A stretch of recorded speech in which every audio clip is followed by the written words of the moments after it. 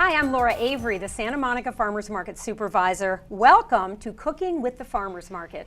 This show features local chefs who shop at the Santa Monica Farmers Market and who will share their secrets for creating delicious meals using fresh fruits and vegetables from the market. Your local farmers market is the best place to buy food that is fresh, local, and sustainably grown, and is a great place to enjoy your local community. Buying fresh from the farmers market when you bring your own bag reduces packaging waste, avoids processed food, and keeps small family California farms on the land to grow this tasty food. Today, I'm happy to welcome Clemence Gossett, who will show us how to make 3 or more vegetable dishes using the same ingredients. Welcome, Clemence. Thank you for having me. So good to be back together with you. We're fun. Yes. Now, let's talk about these ingredients. Let's talk about what you're going to make. So let's talk about what we're going to make and then where we got everything from. So we're going to make a grated carrot salad, which I love making ahead of time because the longer it sits in the fridge after a couple days, the better it gets because the carrots macerate in the vinaigrette. And let's look at these carrots. Yeah, there's 3 different varieties. Yeah. I mean, I think I see some Nantes carrot, or I already cut them up. They were the wider ones, which is the sweetest ones. And then we have these great purple carrots. And like anything else, the darker purple the color, the more antioxidants there are. Okay. They do tend to vary in flavor. The purple ones are not sweeter than say these, but it's nice to have a variety and it looks really cool. When I do carrot cake, I like to use these purple carrots because it looks like funfetti. And they look real dark on the outside and sometimes, on the inside they're yeah, sometimes they're all orange. purple and Yeah. sometimes they're purple and orange depending on the variety. Now, are these peeled? I don't peel my fruit and Okay. vegetables for a Good. couple reasons. Yeah. The first is about 90% of the nutrients in your root vegetables come right under the surface of the skin. So you don't necessarily want to peel them if you want to get the maximum nutrients. And the second is that when you're buying from farmers markets, you're buying right when they're ripe, like peak in season, whether that's a carrot or an apple.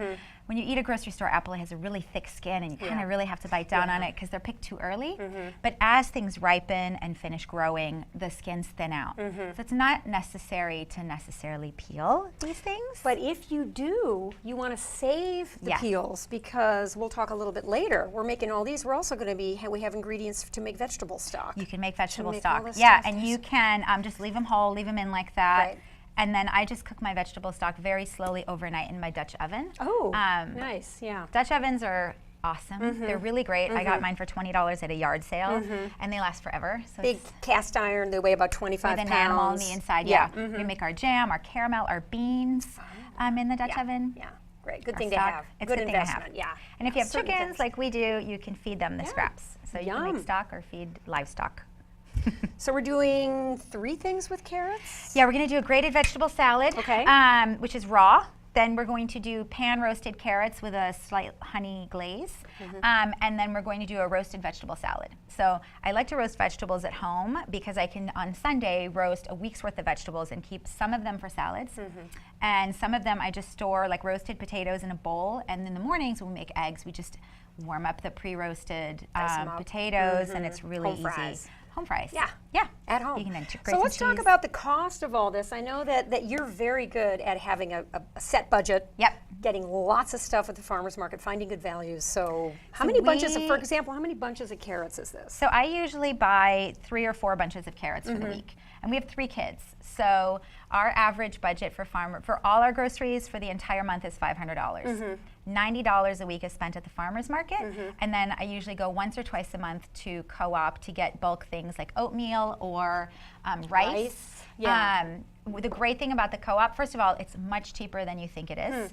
And what I do is I go to the register and I have this zeroed out. So they take my empty jars and they weigh it. And then I just fill it, and they put a little sticker with how much the jar weighs. And then you fill it, and then that's it. And I do the same thing at the farmer's market. So I bring my containers and jars to the farmer's market, stick it on there, the farmer zeroes it out, I pile the stuff on, I pay. I'm amazed when I come back from the farmer's market how many things I'm taking out of just those little plastic bags. Yeah. And I literally have a bale of bags. Now I'm trying to remember to bring those back to the farmer's market and Right. reuse those. But If they're there's not- they're just flimsy, such- too. But you know, you Yeah. can use them more than once, but it's just sort of this being aware of everything that you have to put in a bag and do I need a bag? And in this case you don't for the greens. You really don't. And those are pretty inexpensive. Yeah. Yeah. I think they're Those like are $2 great. each. Even People those ask mason a lot. jars, Mason too, right? jars are Yeah. great, and they're tempered glass, which Right. is less likely to break. People ask all the time how to store stuff. Like, we don't use any plastic at home, and I just wrap things in flour sack towels. So I'll take a bunch of kale, and I'll just wrap it in a big towel, bigger than this, and that doesn't have pills. Flour sack towels are flatter, and I just wrap it and stick it in the refrigerator. But doesn't that then dry out? It doesn't. It doesn't. No, and every now and then you can kind of stick the stalks in some water to rehydrate it, but we go through the vegetables pretty quickly. Usually, we do all our shopping on Wednesday, and by Monday things are like, oh, eating a lot of beans. So you can make stock out of it, or you can stir fry it, or you can feed it to your feed animals. it to your chickens. Yeah. Now, is this from the farmer's market, this particular This bunch is. of So kale? this bunch of kale Look at is that. from Gloria's stand, Gloria Tamai. Yeah. And let's point out the value here. Yes. Would you mind getting Let's those two talk bunches about of kale? value. Because the other thing we hear a lot is that the farmer's market's so expensive. Again, family of 5, we spend $500. Okay, and to be fair, we don't eat that much meat, and we don't buy things like soda or juices. Truffles. I don't buy truffles. I save that for work. I pilfer a little bit.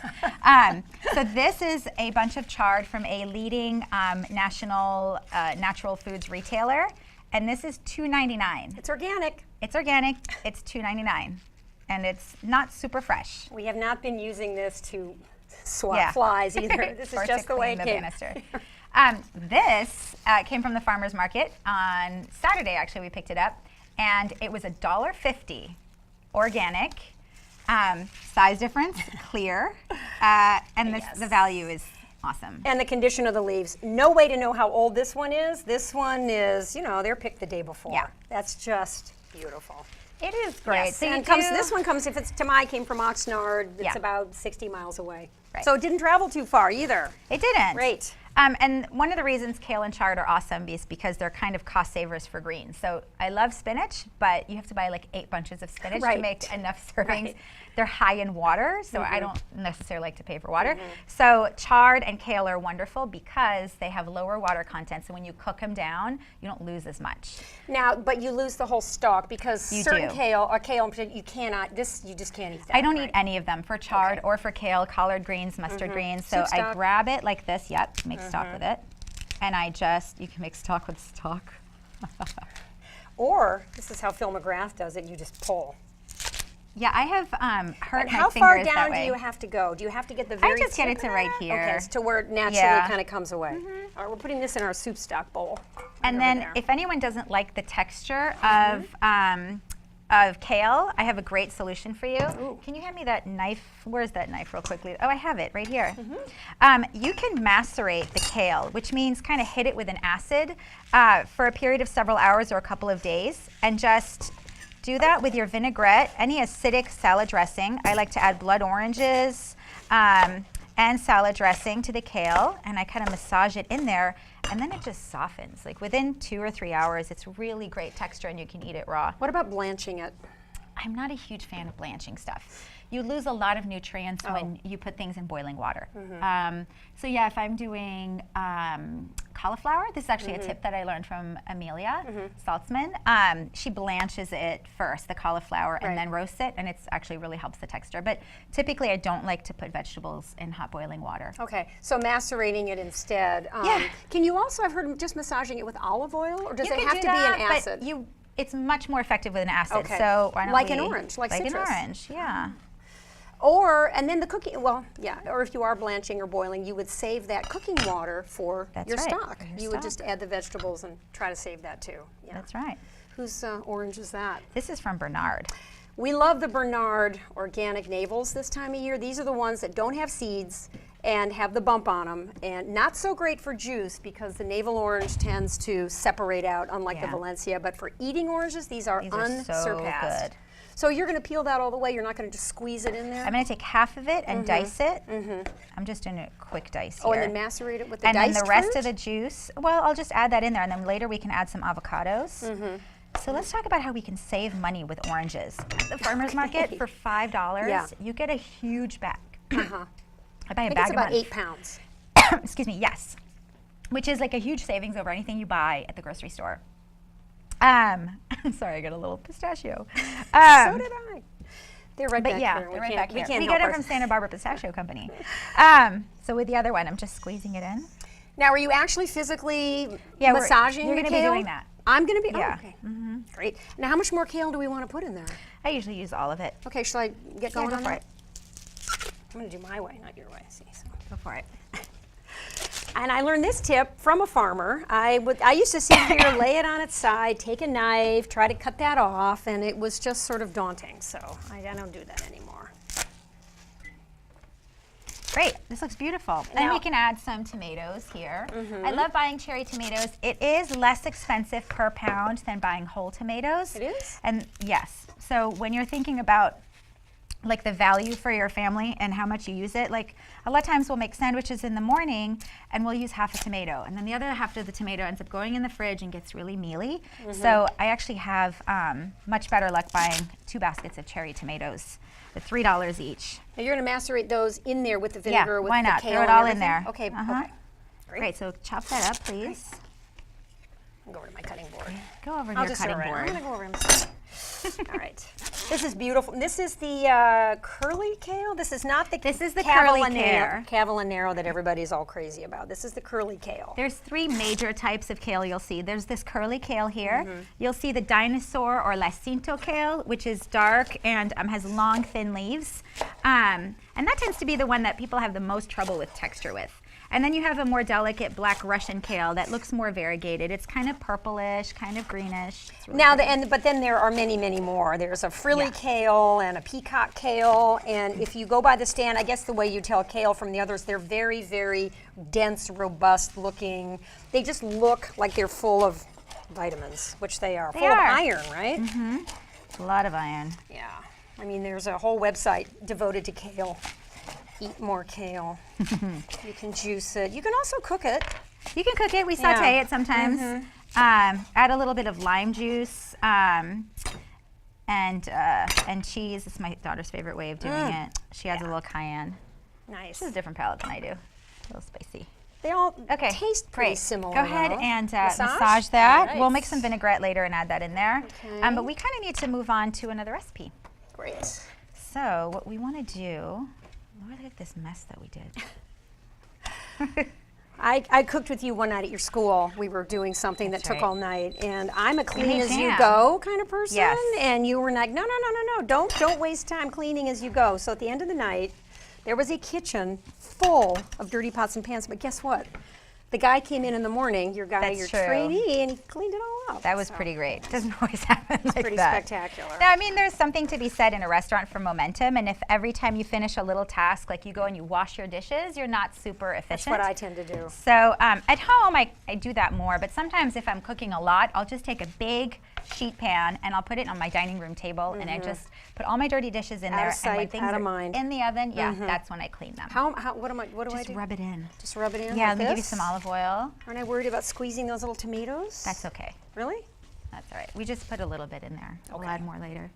All right, just rub that in there. Am I with the going to juice. feel this getting softer You as I will. go? Really? You will. Okay. And how long am I going to do this? Just to coat it. Okay. Oh, okay. And then we'll let it macerate while we're doing our other dishes. And the acid will continue to Yeah, and we'll make a work. vinaigrette later and add that in there, and that'll really help it Just along. beautiful. Yeah. Beautiful. Nice. Great. Is that enough? That's good. Okay, great. I use rice vinegar a lot at home for things like this because it doesn't have a whole lot of flavor, unlike balsamic, which can taste really strong. Right, right. Here. Okay. Okay, We're going to be great. doing a vinegar class at the Pico Farmers Market as part of our Ooh. canning. Ernie Miller? Miller is going to be doing Great. vinegars. Very where cool. we'll make a variety of those in April, in May. We're having a class in May. Super So that'll fun. be fun. Ernie did our master food preserver training stuff. Yeah, now you're a Very master good. food preserver, right? You took the class? I took the class, yeah. All right, what's Okay, next? so what's next? We need to make these pan-roasted carrots. Okay. So let me figure out how to work this. Oh, there you go. Go ahead, you do it. Okay. We're gonna turn up. I'm just gonna melt some butter with a little bit of olive oil. So let's discuss. Salted or unsalted butter? Unsalted butter. At different times of year, dairy farmers add different amounts of salt to their butter to control shipping and refrigeration. So you get a lot more control in your cooking and baking when you use unsalted butter. And do you like to get the Strauss. Strauss Creamery? I use Strauss Creamery butter. Wonderful. I'm from France, and it beats any butter I've ever had. Really? It is Even that Kerrygold, that Yes. European style? Good to a know. lot of it has to do with fat. So whenever I'm buying things that are high in fat, I want to buy them as locally sourced as possible. Right. And that's because fats go rancid. So as wonderful as imported olive oil is, you know, it's on a container ship in order to get here. And we have really great olive oils here in Southern California. Well, at the farmer's market, At the right. farmer's market. So at the cooking school at Gourmandise, once every couple months, we go to Adams Olive and we get a 5-gallon bucket of olive oil that costs us less than the stuff we get from our wholesaler. So Wow. when you buy directly from the source, you save a lot of money. And when you guys And when you buy in bulk. yeah, And if people can you buy in and bulk. regular people can buy in bulk from farmers. Right. Yeah, like pistachios, for example. At Trader Joe's, pistachios are $8.50 a pound right now, I think. When we buy our pistachios, and they're probably irradiated because they come from overseas. When you buy locally, you're not buying irradiated nuts. Right. And a Santa Barbara pistachio company, it's $7 a pound, and they're much fresher. So again, nuts are very high in oil. So you want to buy them as locally sourced as possible. Yeah. Also, you can buy You can buy the 3-pound bag. The big, at they have Santa 5-pound Barbara. bags too. 5-pound Yeah. bag. Yeah. The pillow. I love that. It's great. The pistachio pillow. It really is as big as a pillow. It's It's great. delicious. And, Once our butter's melted, we're just going to toss in these carrots here. I left my shallots and onions at home. Sorry. Usually I add shallots at this point. And we do have shallots at the market. Yeah. we They do. cost a little more, but they're you need such a tiny bit, and they're such really a don't need a lot. special. Sometimes it's good to splurge and Agreed. spend $2 on one thing and then just wake up. Yeah, I mean a shallot will dish. last 3 dishes. Yeah, So right. you're good. Okay. Okay, great. Go ahead and toss these. It's just starting to bubble. This is Yep. time? Okay. Go for it. Just dump it all in. And you want to coat them with the butter and the olive oil. Some people are very good at doing the thing with the pan. Yeah, it's kind of hard on an induction burner to do that. Okay. So I'm not going to try. One of the things that I like to stress, it doesn't matter with carrots so much, but definitely when you're working with like onions and mushrooms, is that maneuvering it and handling it with a wooden spoon a lot, stirring the whole time, will actually break it down and make it very mushy and mealy. And that's one of my pet peeves about food, is that it all kind of feels like Yeah. mush. You want to retain the original texture. That's right. And So have when a you're mix. cooking with Right. onions or mushrooms, just shake the pan a little bit and don't like over manhandle Don't worry it. about turning every single one over to get the No, other and side. when you do, just get a big flat spoon and just do the whole thing at once, Okay. rather than This is what's so great about cooking with a professional, because there's so many simple things, like they'll say shake or stir or to taste or this, and it Right. literally doesn't mean anybody to somebody who doesn't cook. It's like, really? What is that? How hard do you shake it? How long do you right. shake it? How do you And all of that comes with doing it. Yes. All the time. So your Often. advice to timid chefs is just get started. Yeah, what's the worst thing that can Somewhere. happen? You have something that doesn't taste like you had it at the restaurant. Yeah. But you still have a great home cooked meal and you save so much money Yeah. by cooking at home. Right. And you can probably take anything that doesn't taste too good and either make a soup out of it Right. Or just throw or puree cheese on it, it. or just what? Throw cheese on it.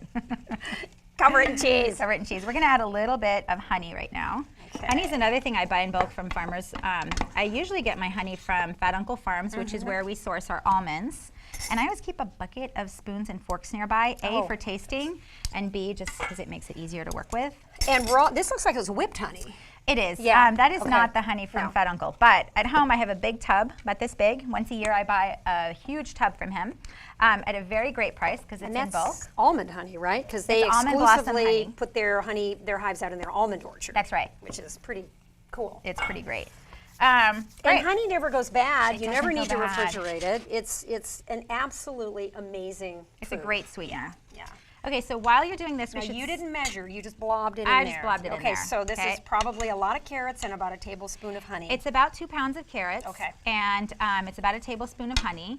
And as soon as we've got these carrots coated well in the honey and the fat, then we're just going to cover them with some broth.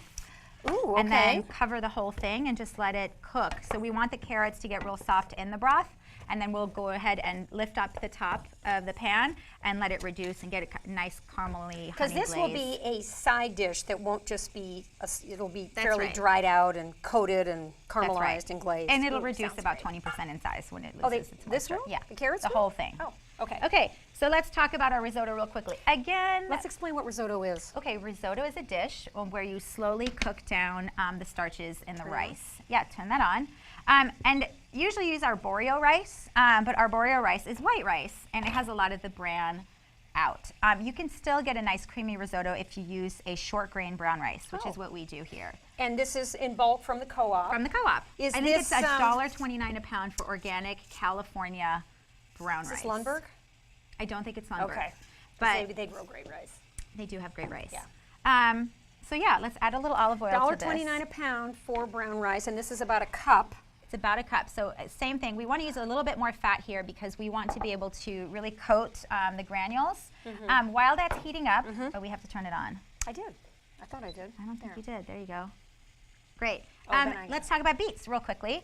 We're going to peel the beet and use that instead of the onion. This beet, we took a couple of them off to roast in the oven. Yeah. This had 3 little beets on it. Look at these greens. Now this They're was how gorgeous. much from who? This is $1.50, and I believe we got it from Jaime Farms. Jaime Farm? Yeah. Yeah, and a lot of the times in And the they're in grocery Palm stores. Springs area. Yeah, it's out way out in Riverside County. Lots of times in the stores you're going to get a root vegetable, but you're not going to get these beautiful, tasty, healthy greens. And by the way, these just on their own, and they cook so easily. You probably don't even have to strip them. I still strip them, and we're going to add the sautéed beet greens back into the risotto. Oh, great. So we're going to we roasted one of the beets earlier, 2 of the beets. Beautiful go. golden beets. And we'll add that back in later. So the Okay. first thing we want to do is to coat the rice in the fat as soon as it's melted. Okay. Great. That's a, now, And how usually much I add olive? shallots. You don't measure. You just I don't. I coat the pan. coat the pan like It's it's the about same an thing. eighth of an inch deep. Yeah, I mean, you just want the pan to be nicely coated. Okay. Here's the thing. A recipe will tell you, oh, you got to cook this over high heat. Well, if you have a little pot on high heat, the sides of the pot are going to burn. So you want to do everything in relationship with your ingredients and the size of your pans. Right. Okay, over here, our carrots are nicely coated in fat, so I'm going to put in some stock here. Now, if cover we them. if we didn't have that box of stock right You there, could make it and we yourself. had done all this, we could have thrown these in a pot and made stock that we could have added right away. Right back in. Although I suppose the longer it simmers, the better. And to be perfectly honest, sometimes I run out. I don't have any stock on me, so I use whatever stock is left, and then I throw in some hot water and lots of herbs. oh yeah, Yeah. stock extender.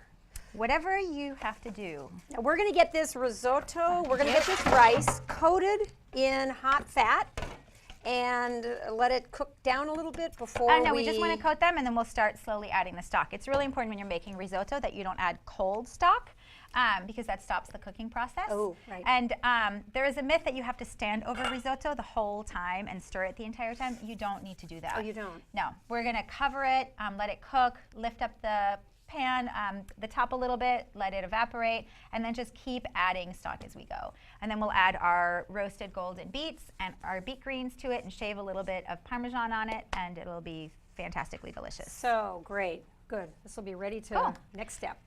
So I think we have about 15 minutes left on this one. Okay. Just a few minutes left on that. And then we have to make some vinaigrette when we come back to toss our roasted vegetables into and to add to our kale salad. Fantastic.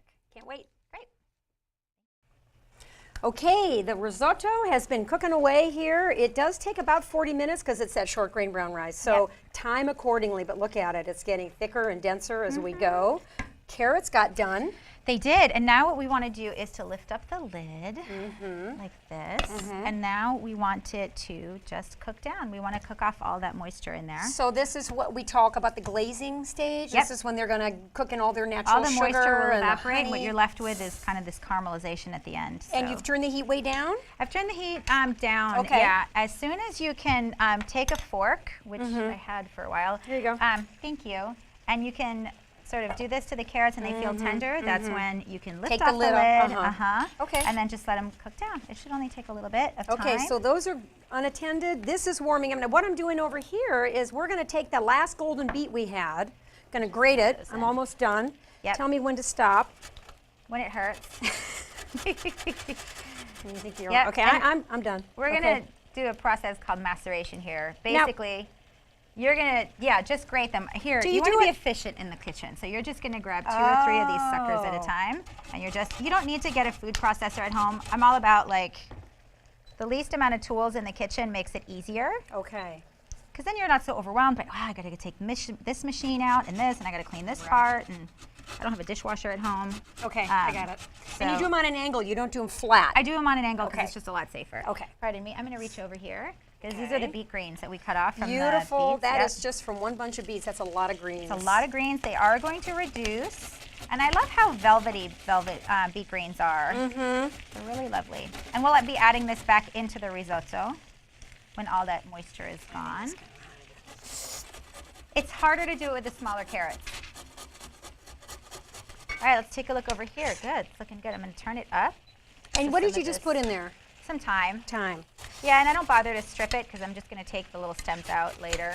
But I am, as you suggested, I am going to add some tarragon to this beet and carrot thing. I love tarragon. Totally I underutilized. do too. So simple, and it really is so. It's so good. But how much? How much? I mean, As much as it's you pretty want. strong. Okay. It is, and just keep tasting it. All right.